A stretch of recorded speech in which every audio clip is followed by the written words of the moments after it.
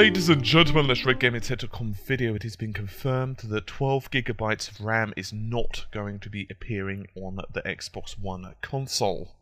Albert Penello somewhat sparked these rumours when he was discussing on NeoGAF, and he said, and I quote, "I would like to pose the question to the audience. There are several months until the console launches, and as any students of the industry will remember, specs change. Given the rumour specs for both systems, can anyone conceive of a circumstance or decision one platform holder could make where, despite the theoretical performance benchmarks of the components, the box that appears weaker could actually be more powerful?" I believe the debate on this could give some light to why we don't engage in a specification debate and both boxes are final and shipping. End quote for a moment, and we're going to get into a bit more in a second.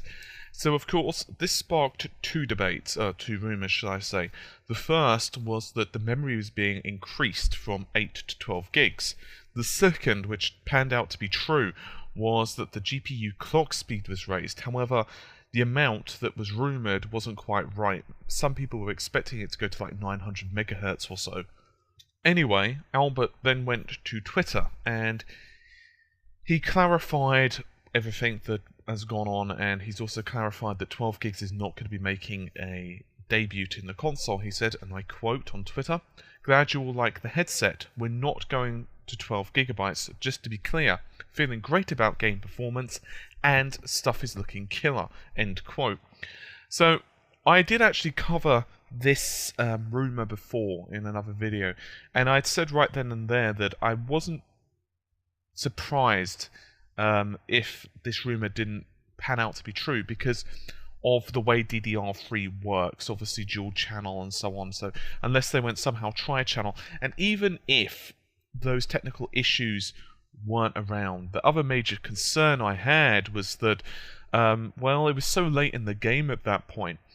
Plus, in addition to that, of course, we know that Sony themselves had already said that, look, they've got 3 gigabytes dedicated to OS functionality. However, we do know that that could probably change over time. They could maybe claw back some of that used memory from the OS, some of that reserved memory, and give it to games developers, should they so desire down the road. Microsoft have pretty much the same philosophy in that sense, so we don't really know the memory usage. In other words, it's going to take someone to actually open up operating system, find out what is using what services, what functions, what drivers, what other bits and pieces, what pieces of code basically are in the memory, and if there is spare portions of it. And of course, even if the answer is 0, even if all of the 3 gigs is used, it's also possible by simple code optimizations down the line they might be able to get like 512 megabytes back or whatever. And 512 is actually pretty big when you consider, once again, just to reiterate, that that's the same amount that, say, in the Xbox 360. It's pretty huge. And indeed, the main memory of the PlayStation 3, in other words, not the GPU memory, which 256 megabytes, but the actual main memory, was actually, by the time you take out the operating system, the amount available to games developers was just under 200 megabytes. So it's still pretty substantial, this 5 gigs. It's pretty damn big. And indeed, if you were to take a look at a lot of PC games now, they are still 32-bit packages. There are a few exceptions, of course, to the rule, but even Skyrim, Naked Skyrim, when it was first released on the PC, it was actually 2 gigs it could address, and you could even put in some mods. However, some of the really high-resolution texture mods would cause the game to fall over. It would crash because the game can address more than 2. Now I believe there's a patch. I don't remember what the amount is it can address. I can't remember if it's 4 or over 4, but I believe it's 4, however, I'm not 100% on that. Anyway, regardless, it's still a huge improvement, and I'm not really surprised about the memory issue, so to speak. It's not really a concern for me, to be honest with you. I think it's pretty reasonable. 5 gigs of RAM, 3 in reserve. I think that's going to do developers for a while.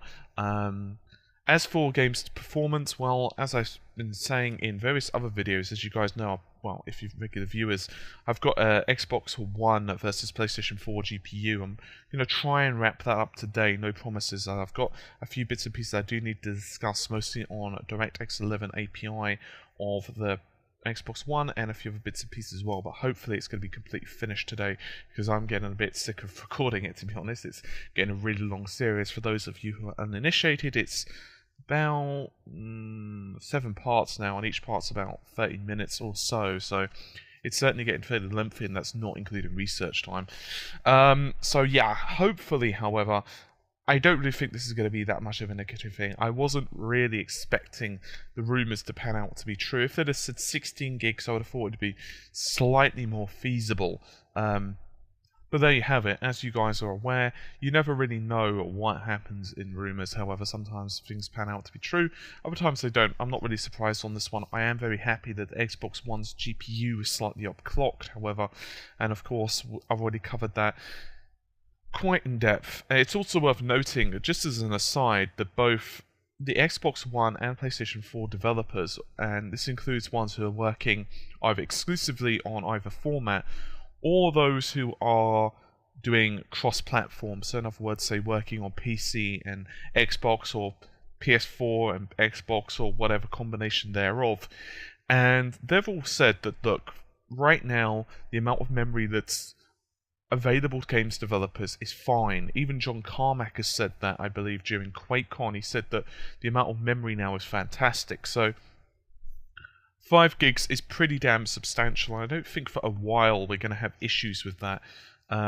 Who knows in 4 or 5 years' time, depending on what, of course, goes on with the game engines. But by that point, we're probably going to start hitting issues with the GPU limitations anyway. Anyway, who knows?